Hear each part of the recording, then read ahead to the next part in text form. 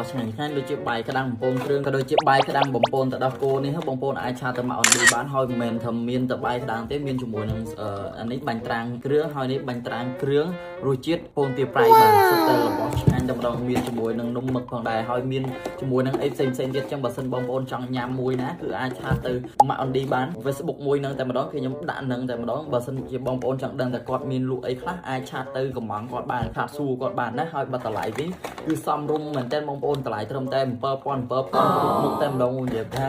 ញ៉ាំគឺឆ្ងាញ់ខ្លាំងមែនតើអញ្ចឹងបើសិនបងប្អូនចង់ញ៉ាំឆាតទៅមកអនឌីឥឡូវហ្នឹងហើយចង់យកទៅចែកចាយលក់បន្តក៏បានដែរអរគុណច្រើន